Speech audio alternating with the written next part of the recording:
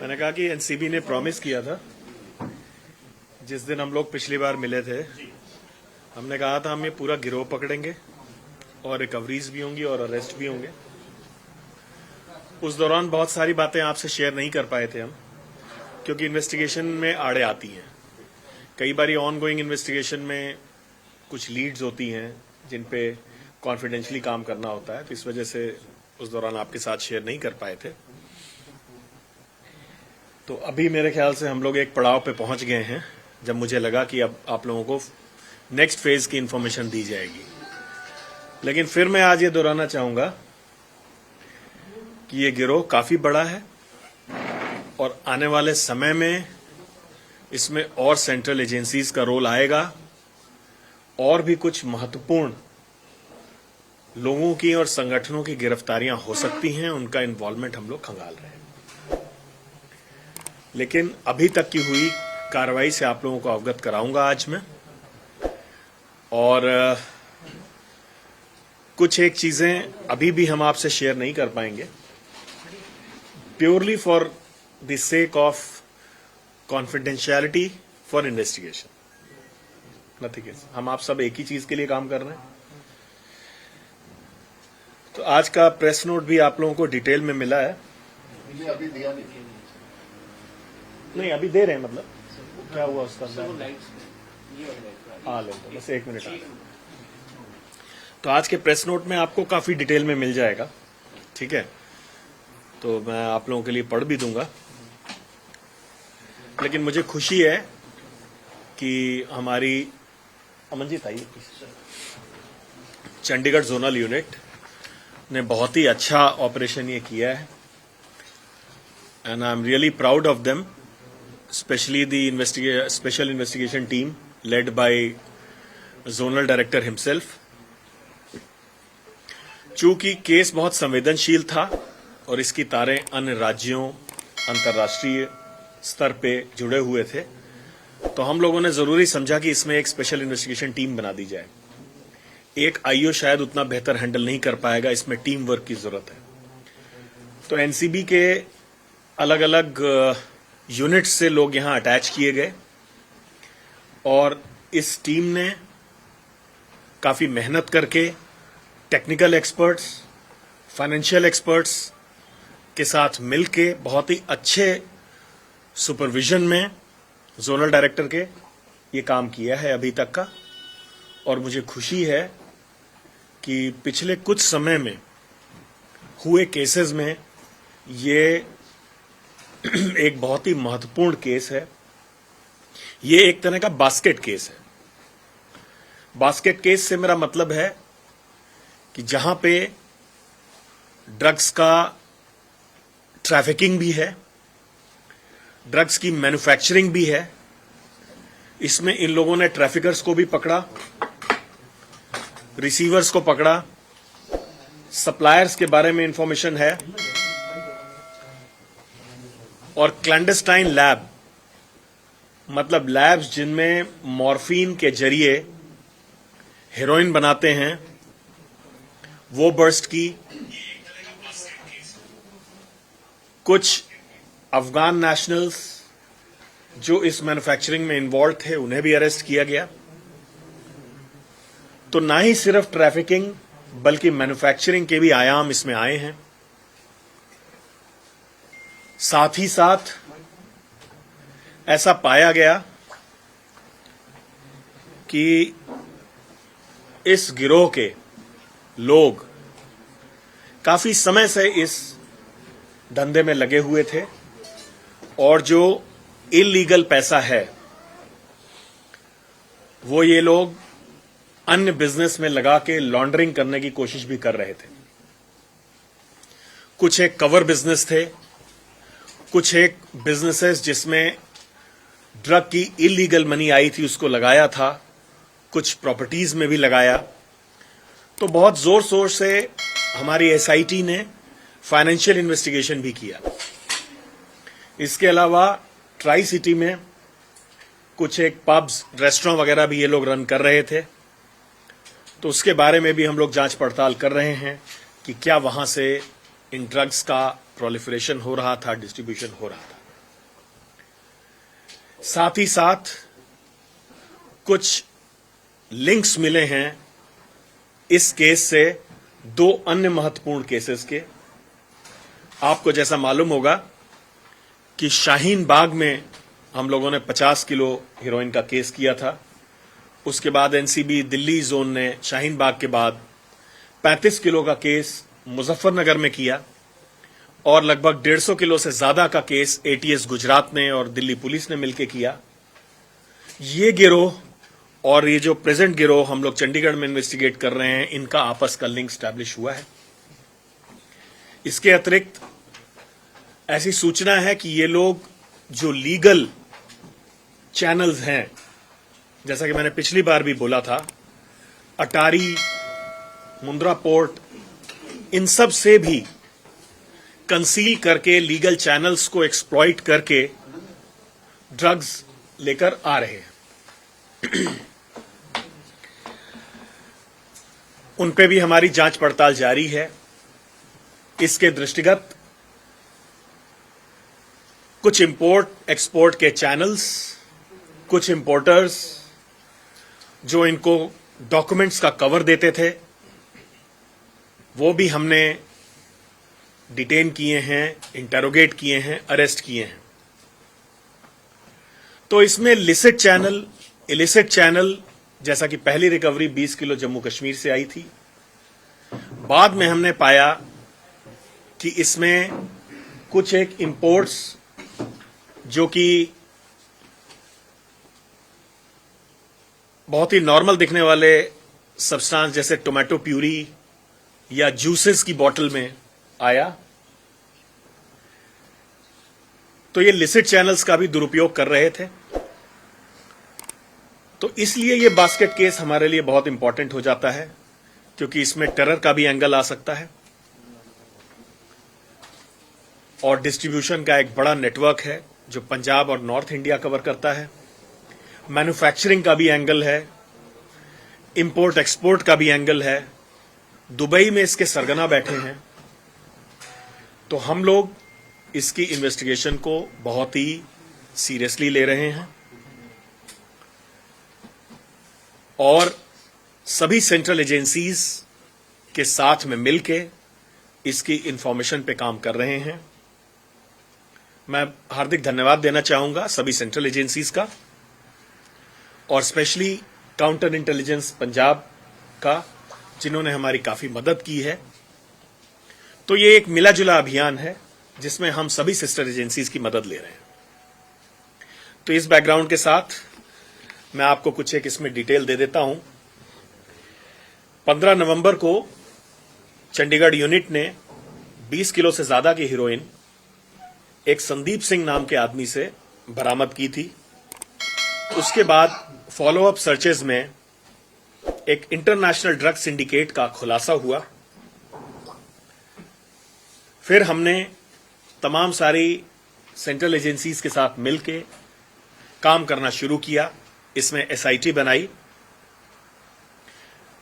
हमने साथ ही साथ मदद ली, अभी जो एनसीबी ने अपने डेटाबेस बनाए हैं निदान और आईसीजेएस के पोर्टल पर, जिसके बारे में मैंने आप लोगों को पिछली बार जिक्र किया था, उन पोर्टल्स पे भी इनके बारे में सर्च किया गया तो पाया गया कि इनमें से बहुत सारे अपराधी पहले भी एनडीपीएस के केसेस में, अन्य केसेस में वांछित रहे हैं।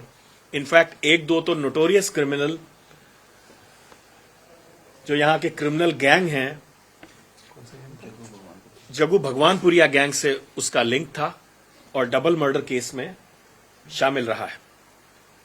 तो इस तरह के लोगों को हमने आइडेंटिफाई किया, अरेस्ट किया। इन्वेस्टिगेशन के दौरान 2 हीरोइन की प्रोसेसिंग की लैब्स लुधियाना में बर्स्ट की गई, जिनको अफगान नेशनल्स चला रहे थे। इन अफगान नेशनल्स को भी अरेस्ट किया गया। इसका लिंकेजेस पाकिस्तान, अफगानिस्तान, दुबई समेत इंडिया के कई सारे राज्यों से पाया जा रहा है। इसकी इन्वेस्टिगेशन के लिए हम लोग specialized units for financial investigation और टेक्निकल इन्वेस्टिगेशन के लिए एक्सपर्ट्स की भी मदद ले रहे हैं। क्योंकि बहुत ही वॉल्यूमिनस डाटा है। इसमें जो फाइनेंशियल ट्रेल्स हैं, इंपोर्ट एक्सपोर्ट या अन्य बिजनेस में ये लोग जो पैसा लगा रहे हैं उनका एनालिसिस कर रहे हैं। कम्युनिकेशन के नेटवर्क को भी हम लोग समझने की कोशिश कर रहे हैं और बहुत सफलताएं मिली हैं। आपको प्रेस नोट में सीजर डिटेल्स मिल जाएंगे। 20 किलो हीरोइन 15 तारीख को, 16 तारीख को हीरोइन, ओपीएम और लाइव कार्ट्रिजेस, 26 को 7.25 किलो हीरोइन और 4 लाइव बुलेट्स। ये सभी नवंबर की रिकवरी हैं। 26 नवंबर को 1 किलो से ज्यादा हीरोइन और 23 किलो से ज्यादा सस्पेक्टेड नार्कोटिक पाउडर और 1 बॉटल एसिटिक एनाइड्राइड बरामद हुआ। 29 नवंबर को 5.5 किलो मॉर्फिन, लगभग आधा किलो अफीम, हीरोइन और 25 लाइव बुलेट्स मिले। 25 दिसंबर को 5 किलो 200 ग्राम हीरोइन बरामद हुई। कुल इतनी रिकवरीज हुई और इसमें हम लोगों ने अभी तक 16 लोगों को अरेस्ट किया है और बहुत सारे लोगों से पूछताछ जारी है। पहला अरेस्ट संदीप सिंह दीपू का, जो कि मेन अक्यूज्ड अक्षय छाबड़ा का क्लोज एसोसिएट था। इसके पास से 20 किलो से ज्यादा हीरोइन बरामद हुई। उसके बाद 18 तारीख को हरसुखवीर सिंह, ये भी एक की एसोसिएट था। ये ड्रग मनी को मैनेज करता था। अक्षय छाबड़ा जो कि किंगपिन था, 24 नवंबर को इसको अरेस्ट किया गया। इसके लिंकेजेस अफगानिस्तान, पाकिस्तान वगैरह में पाए गए हैं और इंपोर्ट एक्सपोर्ट में भी ये डील करता था। अजय अलियास गोरा, ये भी अक्षय का एक क्लोज एसोसिएट था, जो कि क्लैंडस्टाइन लैब में मैन्युफैक्चरिंग का काम देखता था। जसपाल एलियास गोल्डी, ये रिसीवर ऑफ सीज्ड कॉन्ट्राबैंड था और ये कैविटीज बनाने का काम करता था। यहां पे मैं बताना चाहूंगा कि ये लोग बहुत प्रोफेशनल तरीके से गाड़ियों में कैविटी, घरों में कैविटीज में बना के माल को ऐसे छुपा के रखते थे कि ह्यूमन इंटेलिजेंस, टेक्निकल सर्विलेंस और इंटेरोगेशन के बाद हमें बहुत सारी कैविटीज बरामद हुई, जो आमतौर पे एक सरसरी निगाह में आपको देखने से नहीं पता चल सकती। हितेश वर्मा, ये इंपोर्टर और प्रोप्राइटर था जिसने इनको फैसिलिटेट किया, जूस का कंसाइनमेंट जिसमें ये ड्रग छुपा कर लाए। भुवनेश कुमार, ये मिडिलमैन था, इसने इनके लिए इंपोर्ट की जाली फर्म्स बनाने का काम किया। संदीप सिंह एलियास चट्ठा, ये मेन कैरियर था सिंडिकेट का, जो जम्मू कश्मीर से लुधियाना वगैरह लेकर आता था।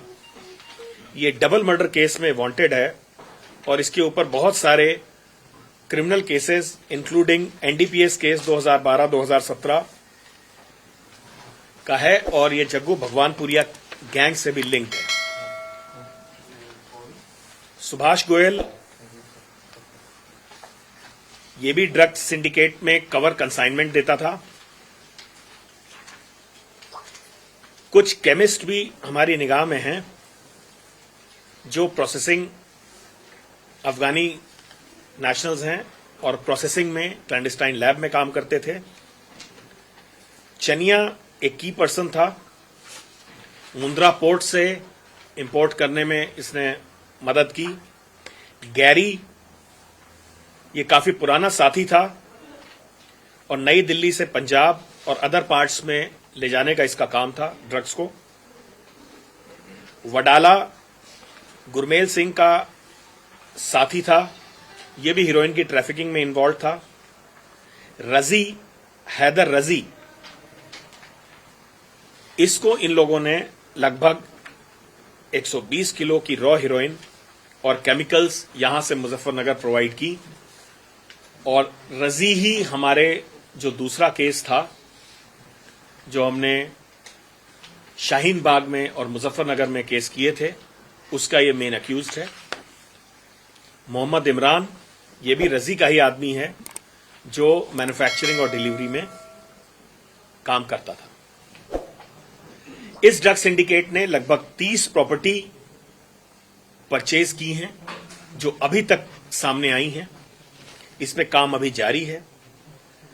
चूंकि ये प्रॉपर्टीज ड्रग मनी से ली गई हैं, इसलिए उन पर वांछित कार्रवाई की जा रही है।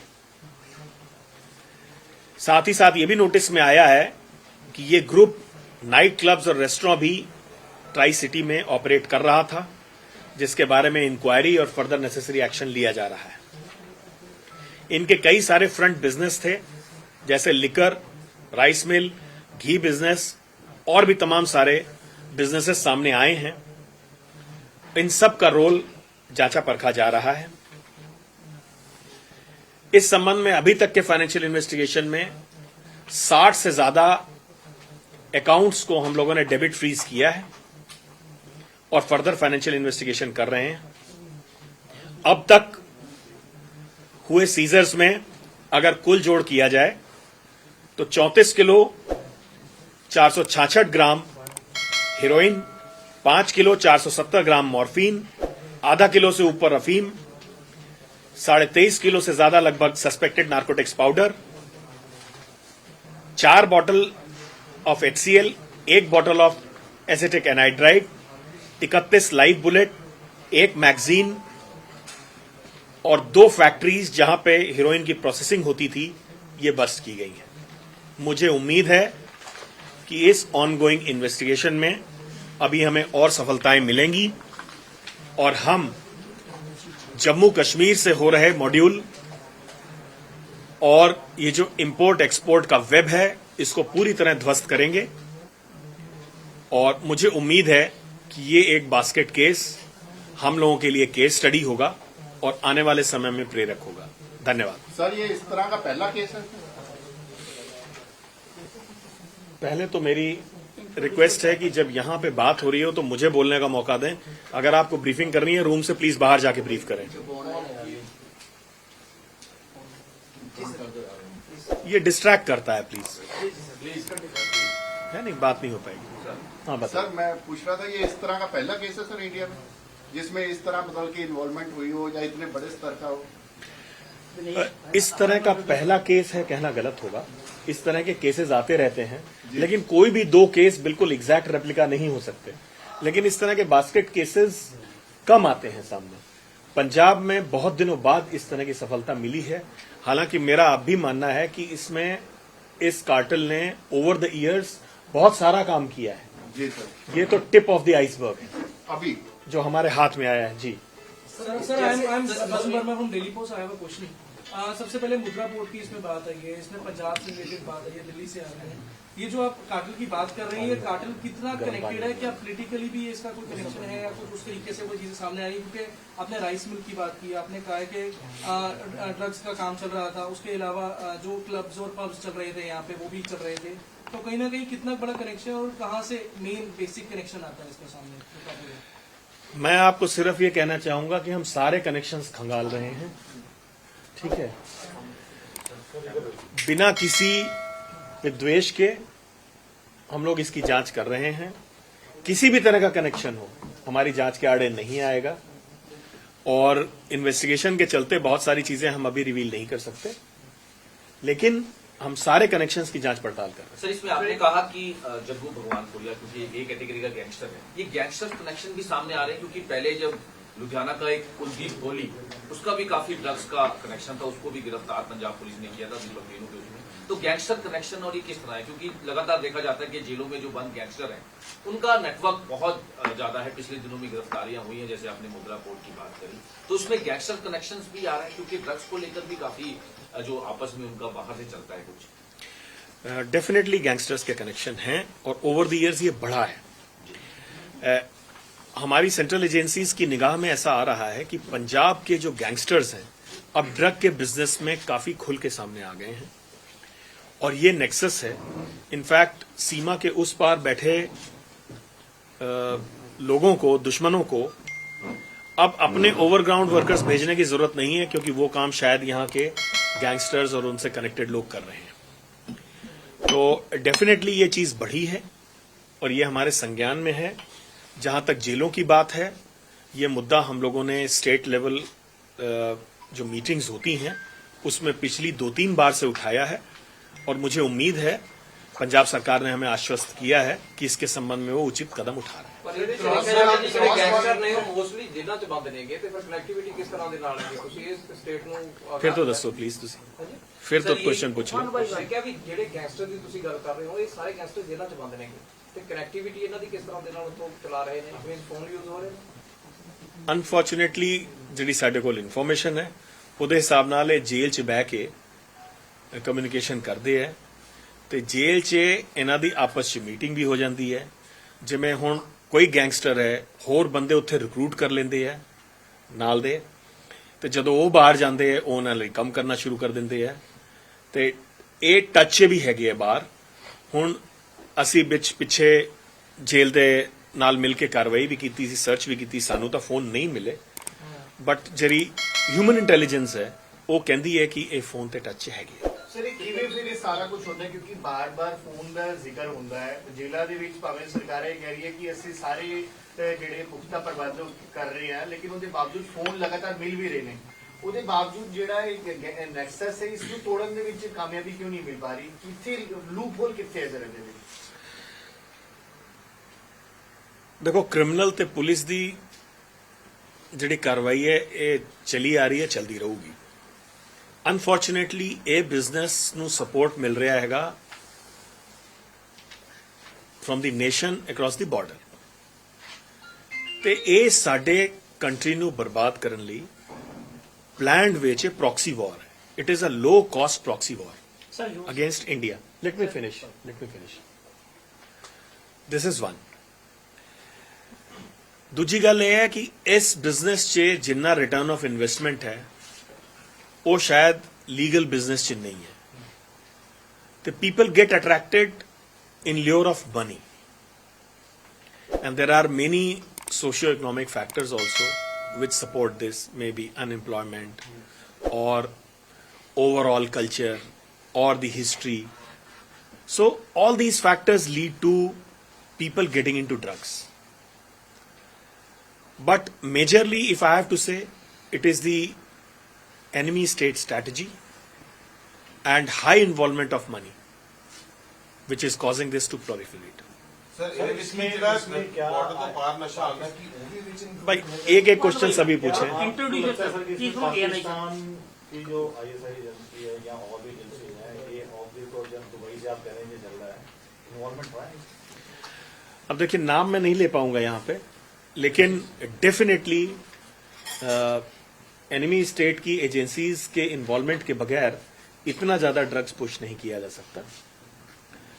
और बाकी इंटेलिजेंस मैं आपके साथ शेयर नहीं कर सकता, लेकिन ये बड़ा कॉमन सेंसिकल आंसर है कि आप देखें ड्रोन से भी जो ड्रग्स की सप्लाई होती है, ड्रोन्स बॉर्डर के दूसरी तरफ बहुत क्लोज टू द फेंस आके ऑपरेट करते हैं। तो ये ऐसा प्रतीत नहीं होता कि बिना इन्वॉल्वमेंट के या बिना सपोर्ट के या बिना कवर के वो बिल्कुल बॉर्डर पे आके ये कार्रवाई कर सके। फिर तो पॉलिटिकली कनेक्शन कोई इसमें कुछ पॉलिटिकल कनेक्शन भी आपको सामने आए हैं पंजाब के? अभी मैं इस पे कोई टिप्पणी नहीं करना चाहूंगा। ਨਹੀਂ ਵੈਸੇ अभी इस पे मैं टिप्पणी नहीं करना क्योंकि कनेक्शन चल रहा होवे तो सरकार दे या किसी पॉलिटिकल सिस्टम चाहूंगा। एक बार सेटल हो गया, मैं इस पे टिप्पणी नहीं करना चाहूंगा तो फिर ਸਰ ਟ੍ਰਾਈਸਿਕਲ ਦੀ ਗੱਲ ਕੀਤੀ, ਬਹੁਤ ਸਾਰੇ ਜਿਹੜੇ ਕਲੱਬ ਆਪਰੇਟ ਕੀਤੇ ਜਾਂਦੇ ਸੀਗੇ ਇਸ ਪੂਰੇ ਗੈਂਗ ਵੱਲੋਂ, ਕਿਹੜੇ ਕਲੱਬ ਸੀ, ਉਹਨਾਂ ਦੀ ਕੀ ਕਾਰਵਾਈ ਹੈ ਜਿਹੜੀ ਕਿ ਹਜੇ ਤੱਕ ਕੀਤੀ ਗਈ ਜਾਂ ਕੋਈ ਬਰਾਮਦਗੀ ਕੀਤੀ ਗਈ ਉਹਨਾਂ ਕਲੱਬਾਂ ਤੋਂ ਜੋ ਆਪਰੇਟ ਕੀਤੇ ਜਾਂਦੇ ਸੀ? ਕਲੱਬਾਂ ਤੋਂ ਬਰਾਮਦਗੀ ਨਹੀਂ ਹੋਈ ਹੈ, ਪਰ ਅਸੀਂ ਉਹਨਾਂ ਲਈ ਸਰਕਾਰ ਨੂੰ ਚਿੱਠੀ ਲਿਖੀ ਹੈ, ਠੀਕ ਹੈ, ਤੇ ਉਹਨਾਂ ਦੇ ਲਾਇਸੈਂਸ ਬਾਰੇ, ਉਹਨਾਂ ਦੀ ਐਕਟੀਵਿਟੀਜ਼ ਬਾਰੇ ਹੁਣ ਰਿਸਪੈਕਟਿਵ ਗਵਰਨਮੈਂਟਸ ਐਕਸ਼ਨ ਲੈਣਗੇ। ਕਿੰਨੇ ਕਲੱਬ ਸੀ, ਇਹਨਾਂ ਦੀ ਗਿਣਤੀ ਕਿੰਨੀ ਸੀ, ਕਿਹੜੇ ਕਲੱਬ ਸੀ, ਕੋਈ ਜਾਣ? कोई नाम ਸਰ 30 ਪ੍ਰਾਪਰਟੀਆਂ ਦੀ ਡਿਟੇਲ ਵੀ ਦੇ ਦਿਓ ਤਾਂ ਕਿ ਉਹ ਪਤਾ ਚੱਲੇ ਵੀ ਕਿਹੜੀ ਕਿਹੜੀਆਂ ਪ੍ਰਾਪਰਟੀਆਂ ਜੋ ਇਹਨਾਂ ਨੇ ਪਰਚੇਜ਼ ਕੀਤੀਆਂ। ਉਹ ਸਾਨੂੰ ਪੂਰਾ ਕੰਮ ਤਾਂ ਕਰ ਲੈਣ ਦਿਓ, ਅਸੀਂ ਉਹ ਵੀ ਡਿਟੇਲ ਦਵਾਂਗੇ। ਕਿੰਨੇ ਕਲੱਬ ਕਿੰਨੇ ਟੋਟਲ ਜੇ ਟ੍ਰਾਈਸਿਕਲ ਦੇ ਵਿੱਚ ਗੱਲ ਕੀਤੀ ਜਾਵੇ? ਟੋਟਲ ਮੇਰੇ ਖਿਆਲ ਟ੍ਰੇਸ ਕਿੰਨੇ ਕੀਤੇ ਗਏ ਨੇ? ਇੱਕ ਮੇਨ ਕਲੱਬ ਇੱਥੇ ਚੰਡੀਗੜ੍ਹ 'ਚ ਟ੍ਰੇਸ ਹੋਇਆ, ਠੀਕ ਹੈ, ਉਹਨਾਂ ਤੇ ਕਾਰਵਾਈ ਹੋ ਲੈਣ ਦਿਓ, ਅਸੀਂ ਤਾਂ ਕਰਕੇ ਨਾਂ ਨਹੀਂ ਦੱਸ ਰਹੇ। ਤੇ ਰੈਸਟੋਰੈਂਟ ਵੀ ਇੱਕ ਆਈਡੈਂਟੀਫਾਈ ਹੋਇਆ, सर इसमें एक चीज और देखी गई है जो अब हालांकि पंजाब पुलिस ने 2-3 दिन पहले भी 31 किलो हेरोइन की रिकवरी की है। जो फॉग जो मौसम का है, डेंस फॉग की वजह से भी जो क्रॉस बॉर्डर काफी चीजें जो ड्रग स्मगलिंग हो रही, ड्रोन का आपने नाम लिया, तो काफी लास्ट टाइम से लेकर अभी तक काफी जो ड्रोन्स की एक्टिविटी है वो बढ़ी है, और ड्रग्स की जो स्मगलिंग है इस मौसम में खासकर ज्यादा, क्योंकि डेंस फॉग है, उसको लेकर जो आपका डिपार्टमेंट है सर, वो कोई ज्वाइंट ऑपरेशन या इस टाइम के मौसम में कुछ एक्टिविटी जो है वो कर रहे हैं? नहीं, देखिए एक्टिविटी तो सतत रखनी पड़ेगी। जहां तक हमारे डिपार्टमेंट का है, हमारे डिपार्टमेंट की प्रेजेंस बॉर्डर पर नहीं है, but we have sensitized border guarding forces and Punjab police. We have identified certain hotspots जहां पे हम लोग इसको निगाह में रखे हुए हैं। ਸਰ ਜਿਹੜੀ ਇਹ ਸਿਕਿਉਰਿਟੀ ਦੀ ਬਾਰੇ ਕਿਹਾ ਹੈਗਾ, ਇਹਨਾਂ ਪ੍ਰੋਪਰਟੀਆਂ ਜਿਹੜੀਆਂ ਨੇ ਕੁਝ ਹੋ ਰਿਹਾ, ਪੰਜਾਬ ਸਰਕਾਰ ਨੇ ਪਿਛਲੇ ਦਿਨੇ ਕਿਹਾ ਕਿ ਅਸੀਂ ਇਹਨਾਂ ਦੀ ਜਿਹੜੀ ਜ਼ਮੀਨ ਹੈ ਘਰ ਉਹ ਕੁਰਕ ਕਰਾਂਗੇ ਅਸੀਂ, ਉਸ ਦੇ ਬਾਰੇ ਕੁਝ ਜਾਣਕਾਰੀ ਤੁਸੀਂ ਪੰਜਾਬ ਗਵਰਨਮੈਂਟ ਨੂੰ ਲਿਖੀ ਹੈ ਜੀ ਇਹਨਾਂ ਨੇ? ਅਸੀਂ ਹਾਲੇ ਤੱਕ ਤਾਂ ਨਹੀਂ ਲਿਖੀ ਹੈ, ਪਰ ਅਸੀਂ ਸਾਰੀ ਇਨਫੋਰਮੇਸ਼ਨ ਜਿਹੜੀ ਏਜੰਸੀ ਨੂੰ ਵਾਂਛਿਤ ਹੋਊਗੀ ਅਸੀਂ ਭੇਜਾਂਗੇ। ਠੀਕ ਹੈ, ਭਾਵੇਂ ਉਹ ਈਡੀ ਹੋਵੇ, ਭਾਵੇਂ ਐਨਆਈਏ ਹੋਵੇ, ਗਵਰਨਮੈਂਟ ਹੋਵੇ, ਅਸੀਂ ਸਾਰਿਆਂ ਨਾਲ ਸ਼ੇਅਰ ਕਰਾਂਗੇ। ਸਰ ਇਹ ਪ੍ਰਾਪਰਟੀ ਸਿਰਫ ਪੰਜਾਬ 'ਚ ਹੈਗੀ ਨੇ ਜਾਂ ਹੋਰ ਸੂਬਿਆਂ ਦੇ ਵਿੱਚ ਵੀ ਇਹਨਾਂ ਨੇ ਆਪਣੀ ਪ੍ਰਾਪਰਟੀ ਬਣਾਈ ਹੈ? ਹਾਲੇ ਤੱਕ ਤਾਂ ਪੰਜਾਬ ਦੀ ਸਾਹਮਣੇ आई है। सर कुछ व्हाइट कॉलर इसमें आए हैं बिल्कुल 100%। उसके साथ फिर हमने अरेस्ट भी किए हैं। सर इसमें जैसे आपने बताया कि ट्राई सिटी में जो डिस्को है, पब है, और ये तो बड़ा चिंता का विषय है, क्योंकि मोस्टली जो पंजाब की यूथ है, चंडीगढ़ यूनिवर्सिटी, पंजाब यूनिवर्सिटी, कई कॉलेजेस, कई जो यहाँ पर पीजी रहते हैं, और जो डिस्को वगैरह सेक्टर 26, सेक्टर 7 जो भी XYZ यहाँ पे है, तो इसको लेकर जो सर कंसर्न डिपार्टमेंट को कुछ रेड्स वगैरह भी की गई हैं सर इसको लेकर? हमारे डिपार्टमेंट से रेड्स की गई हैं इन जगहों पर, और जहां तक डिस्क या पब्स और इन पे निगाह रखने की बात है, मैंने लास्ट टाइम भी आप लोगों को बताया था, we are lean and thin organization. हमारी प्रेजेंस टोटल 1200 ऑड लोग हैं, पूरे इंडिया को हम मैनेज करते हैं। चंडीगढ़ में कितने हैं हमारे? करीब 80 लोग हैं चंडीगढ़ यूनिट में, जो कि पंजाब, हरियाणा, हिमाचल और चंडीगढ़ 4 स्टेट को देखता है।